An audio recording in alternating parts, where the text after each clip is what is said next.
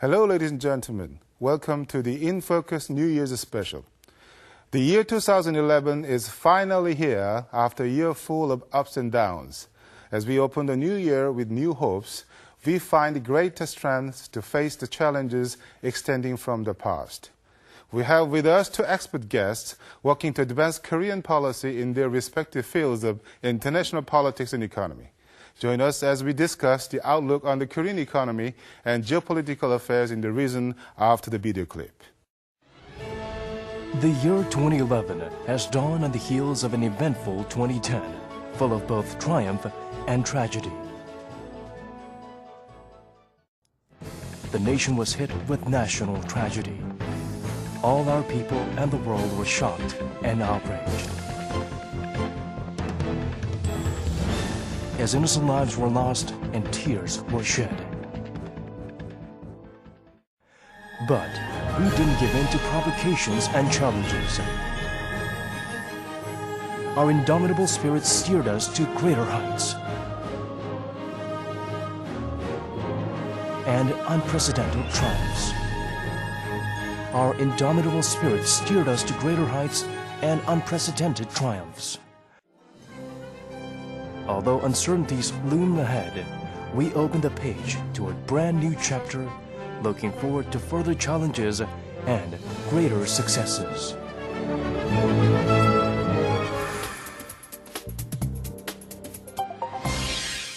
Welcome back. We have two expert guests in the studio today to discuss today's topic.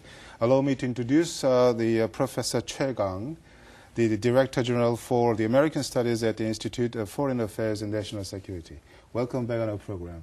Thank you.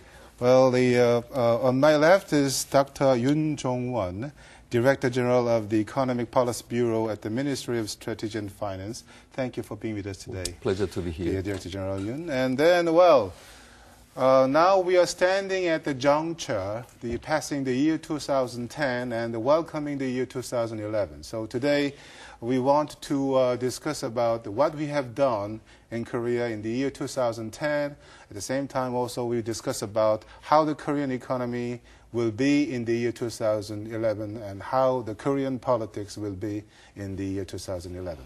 So let me ask the first question to Director General Yoon. How would you summarize the performance of the Korean economy in the year 2010? Well, last year's economic performance was pretty successful. GDP growth is currently estimated to be 6.1%, yes, which is the highest since 2002. Mm-hmm. Price inflation has been subdued, less than 3%, and employment performance was also decent. Mm-hmm. There are a couple of factors underlying this good performance. First, external environment was more favorable than we expected. And second, our economic fundamentals was strengthened so that our economy can weather the external shock without much turbulences.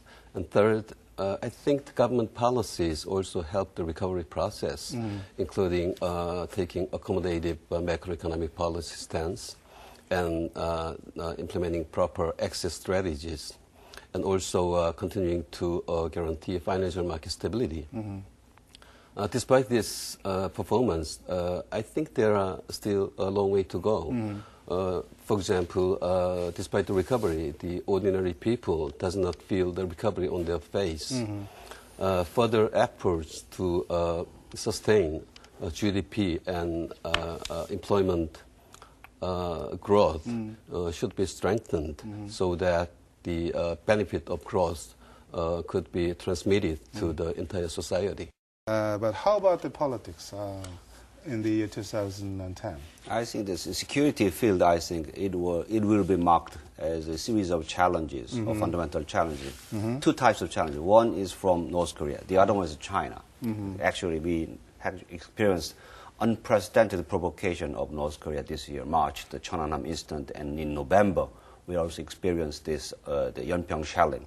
Those two one incident were unprecedented and also maybe the biggest security challenge since the end of Korean War.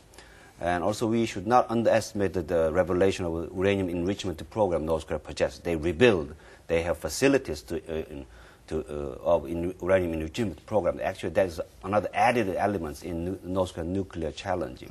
Second aspect, the China question. Actually, Chinese willful blindness to wrongdoing of North Korea actually raise the questions of what is the Chinese intention, how we can cooperate with China. I think those two types of big, one is the North Korea question, the other one is China question. Those two questions will also overshadow in 2011 this year. I see. Well, right now we are entering into the year 2011, so many people have interest in how Korean economy will be. There is broad agreement among forecasting institutions that the Korean economy will get back to a normal growth path after the rapid recovery last year. But there is a slight difference in forecast. For example, we are suggesting 5%, while KDI 4.2%, Yes. BOK and International Monetary Fund 4.5%. Our number looks a little ambitious than other forecasting institutions, but we think it is attainable. First, external demand will be fine, given the world economy will continue in modest recovery. For example, International Monetary Fund is suggesting 4.2% for this year's growth. And also domestic demand will also be bright given the improved income and employment situation. So given that there are downside risks, we have to be cautious about the possible adverse shocks, but at the same time, we believe that there is upside potential. So I think we could achieve 5% this year. At the first answer to my question, you mentioned very briefly about the employment figure. Well, owing to the trade surplus in the year 2010, the employment figure returned to the pre-global financial crisis standards. So do you think that those kind of trends will keep on in the year 2011? I think so. The employment is a focal policy area that the government put utmost priority on. Last year, we set up a presidential committee on job strategies, and we implemented wide-ranging policy measures to promote growth. As a result, and aided by fast economic recovery, the employment has grown by more than 300,000. Which is well above the trend level, and unemployment rate has also fell down to 3.3% in November. Looking this year, I think employment outlook is also bright, supported by strong domestic demand. Job creation will be more than 280,000. 280,000. Right, and the unemployment will be get back to the pre-crisis level at 3.5%. That's good, I think. How about the political side? I mean, well, as you mentioned before, in the year 2010, there were high tensions in the Korean Peninsula, mainly because of North Koreans' provocative actions against South Korea. Do you think there will be some change on the North Korean side? I hope I can say that. Unfortunately, I don't think so, because this is 2011 is a year for the preparation of leadership succession in the North Korea. So lots of, actually, even including China, U.S., and also the Korea. 2012 is the year of leadership change. So because of that fact, actually the most problems will be viewed from the domestic political background. So actually maybe a little bit the negative expectation can be put forward, unfortunately.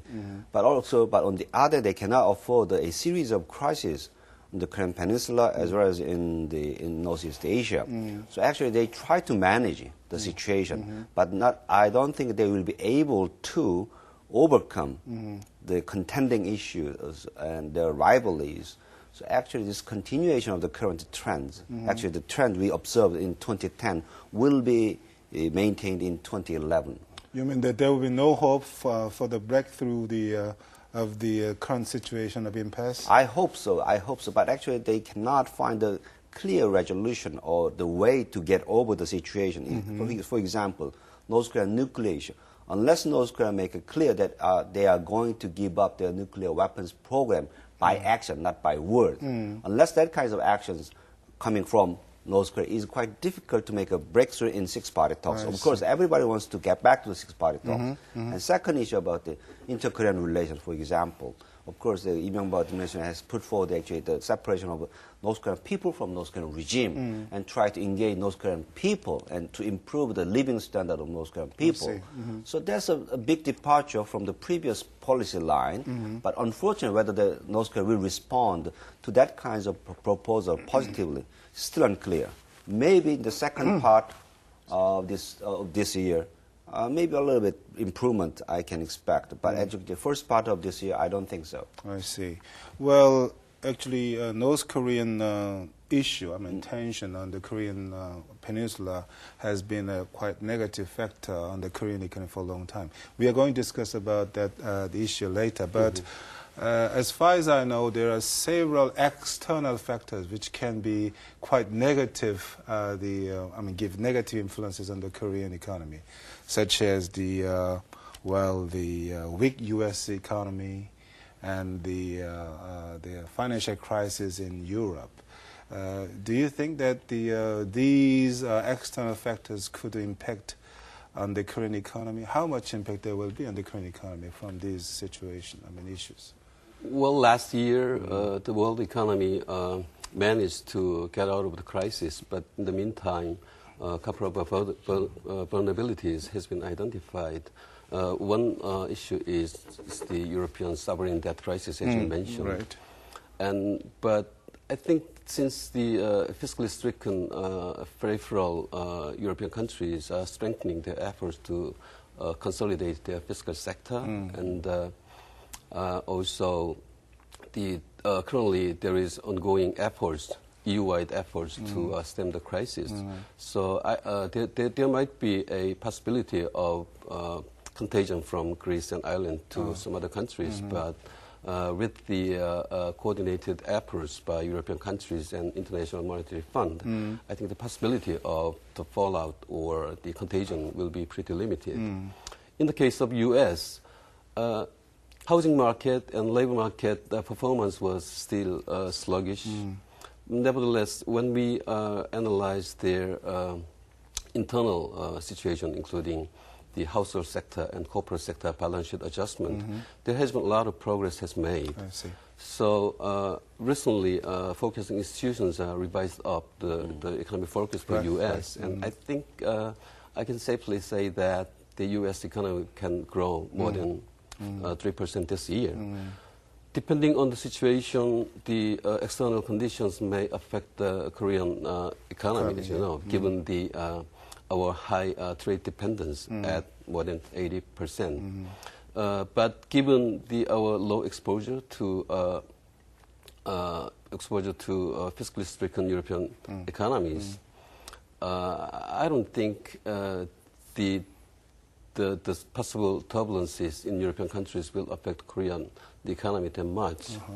And we will closely monitor market development and take necessary actions if required. Well, let me ask one more question. Actually, there was the G20 Seoul Summit in last November. On the agenda, the G20 Seoul Summit was, there are very many hard issues, but one of them was the issue of the trade surplus. Because of the trade surplus, the G20 member countries discuss a lot, and they decide to find some measures to solve this problem. Everyone knows that the global imbalance, if continued, will pose a significant threat to the global economy. And it can invite protectionist barriers. Based on these understandings, G20 member countries agreed on a couple of principles to correct external imbalances in last year here in Seoul. And the agreement include first, member countries will set up indicative guidelines against which each country's current account position will be assessed. And exchange rate system will be moved toward a more market-determined system, Right. and member countries will refrain from competitive devaluation of their currencies. This year, I hope there will be a further progress. There will be G20 finance ministers meeting in Paris in February, Right. followed by summit meeting in November. The possible progress could include agreeing on a detailed guideline on detailed indicative guidelines on current account. So, but given the diversity of views of member countries, we need to yet to see if how early this agreement can be garnered. I see. Turning to the possible impact on Korea, well, if the external imbalances is to be corrected, then this impact will be positive because it will contribute to global financial stability. Right. But in the short run, there might be increasing pressure for Korean won. But our current account surplus is this year is going to be around 3% of GDP, but which will be further lowered from last year 30% of GDP to around 1.5% of GDP. Yes. So that impact we are expecting that will be pretty limited. Well, another the factor we have to think about, concerns actually, that is the relationship between the U.S. and China. What I mean is that how the relationship between the two giants be developed in the 2011. It's Right? quite difficult to predict how the relations will unfold. But actually, we have to clearly watch over the summit between President Hu Jintao and President Obama this month, at the end of this month. Of course, there's a kinds of two perspectives. One is half full, the other is half empty.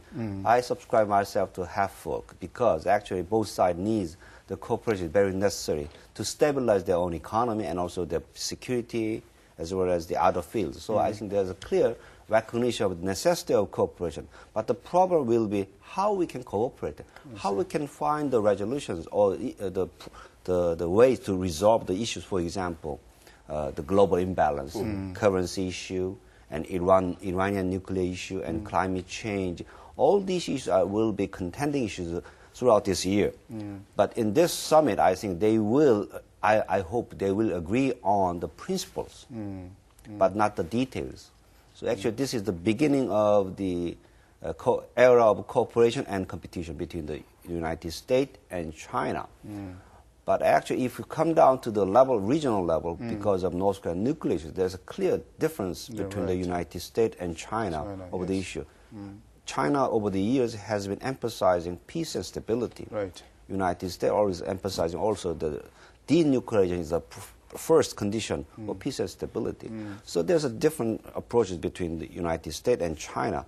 How we can resolve that issue, nobody knows yet. Yes. But it's difficult for both sides to change its previous position because, as I said before, 2011 is the year for the preparation for 2012 as a leadership succession will take place in most countries. So they have to take into account the domestic political mood as well as the allies like Korea, Japan, or from the Chinese side, North Korea, and maybe Russia. So I think there's maybe still a parallel position will be maintained at regional level as well as a Korean peninsula level. But there is a little bit high hope for the cooperation because they cannot afford to have another failure or dispute at this stage. But in security field, may all be friction will be there. That's my speculation for this year. I see. Well, it's not easy, huh? No. How about the economic side? I mean, the relationship between the two big countries. As you mentioned, the two countries' relations are pretty important, and if the trade imbalance, the global imbalance issue occurs, for example, the U.S. is currently running current account deficit at more than 3% of GDP, while China is recording more than 5% of GDP surplus. So we are hoping that two countries, those disputes on operating exchange rate can be orderly resolved so that there will not be protectionist measures movement occurs this year. So one more question. Actually, because of North Korean risk, well, many people expect that that Korean economy will get some negative impact. So, for example, by the way, as a government, the senior official, the government, Korean government has some measures to protect the Korean capital market or stock market from the North Korean risks in the year 2011? Right. I mean, depending on their internal situation, such as the economic hardship or leadership succession, North Korea repeated the provocative acts without justifiable causes. It, as a result, froze the inter-Korea relations as well as the heightened tensions in the financial market.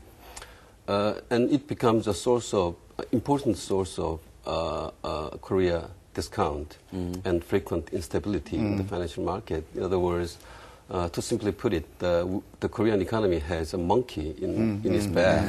Right. Despite this monkey, the Korean economy has been running pretty well. And when those instances happened, the market tumbled temporarily, but soon restored confidence and stability. There are a couple of factors why this happens, this resilient happens, and first one is strong economic fundamentals, and if I add another, and that is government readiness to tackle this instability. So government will be ready to provide any necessary actions to stabilize the market, including provision of domestic as well as foreign exchange liquidity to the financial market. Well, time is very limited, so I'd like to ask you some last question to both of you. Well, certainly the year 2011 will be the period of uncertainties. So please tell us, give us some words how Korea should navigate its path in through the year of uncertainties. First, I think that first of all we have to maintain a strong, very robust combined defense posture. I think that's the very fundamental task we have to perform. Actually, that actually will guarantee the economy security. Because actually, and the second aspect is like we have to develop or maybe the deepen or widen the cooperative relations with surrounding countries, China, Russia. Of course, we have some differences between China and South Korea. But actually, we try to overcome the differences and try to understand, also deliver the clear message to China to get their cooperation in resolving not only economy but also the security field, and also maybe to actually change the minds of North Korean people. We should engage.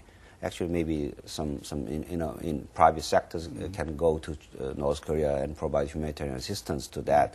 Actually, there's a separation from the North Korean people from North Korean regime would be the main theme in managing the inter-Korean relations this year. Okay, I will give you 30 seconds to Director General Yoon. Well, that is short. Well, last year the world economy slowly got out of the crisis, but during the process, the couple of vulnerabilities has been identified. This year, I think the cost is not clear yet. There are a lot of uncertainties and downside risks, but the global economy will be characterized by modest recovery, low inflation, especially for advanced economies, and abundant international liquidity, and the volatile capital movements. In response to these uncertainties in the global market, the Korean economy needs to achieve 5% growth and 3% inflation. So the government will closely monitor the market development and take necessary actions as required. And if we show the same policy actions as we did in the last year, I think the year 2011 will be another prosperous year for the Korean economy. Well, thank you very much, Professor Choi and Director General Yoon. Actually, we reviewed what he have done in the year 2010, and also we discussed the Korean economy and Korean politics in the year 2011. Thank you very much. As we open the new year, we stand at a crossroads in many ways. We could be headed for further confrontation or new dialogue on the Korean Peninsula. The global economy could stabilize its gains made last year or stumble due to physical missteps. Whatever challenges the new year may bring, the Korean people stand ready with hope and determination to soar to ever greater heights. This has been Shin Sang-hyo for In Focus, and thank you for watching us, and we wish you all the best for the new year.